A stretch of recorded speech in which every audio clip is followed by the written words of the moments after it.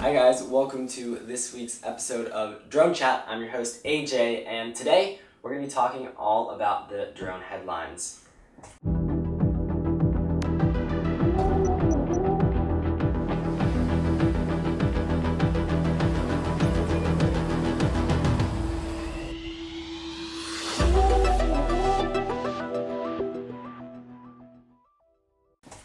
So let's jump right into it.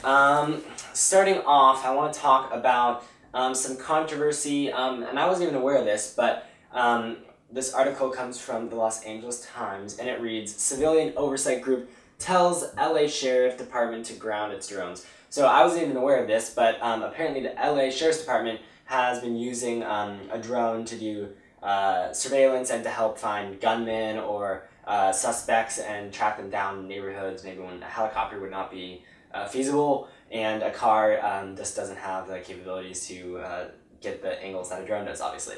So pretty interesting stuff, but they've been met with some public criticism. So I'll share my thoughts on this and kind of give you the gist of the article. So basically, I'll read a quote from this article, which again comes from the Los Angeles Times. It says that the Sheriff's Civilian Oversight Commission voted on Thursday to call the department to permanently ground its drone. Now, it's important to note that this oversight committee is just a recommendation, so they voted to recommend that they permanently ground the drone, and the sheriff can decide to listen to it or to not listen to it. It's just a committee that makes recommendations to the sheriff. So the meaning of this is more, I guess you could say, metaphorical than it is actually going to change if the sheriff uses the drone or not. It's still up to the sheriff's discretion. Apparently the drone's only been deployed a few times over the past 9 months that it's been used. There are concerns apparently about over-surveillance and weaponization, so I kind of want to talk about that for a second.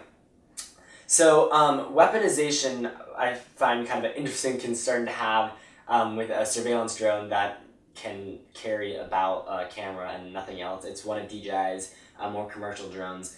They say it's $10,000, I guess, with all those cameras and sensors on it.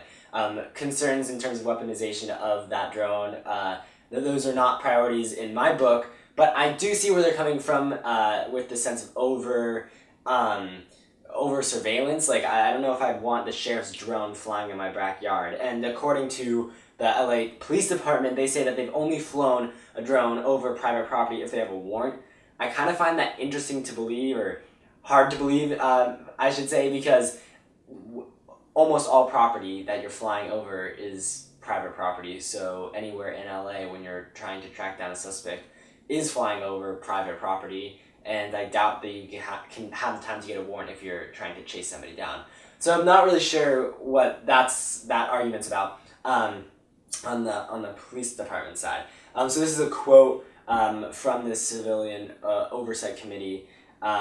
They said that the community has told us that they're already feeling over-policed and over-surveyed. So yeah, this is a very interesting use of a drone being used, and then in these critical kind of first couple years where drones are going to be used commercially, seeing how civilians react to it, and so far doesn't seem like they're super stoked, and I don't really blame them. But it'll be interesting to see how drones get incorporated in responsible ways to be able to be useful to law enforcement, because I think they really could be, just like a helicopter is. But being used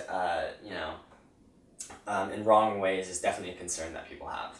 So that's kind of what my 2 cents, but I'd love to hear what you guys have to think. So please feel free to let me know in the comments down below.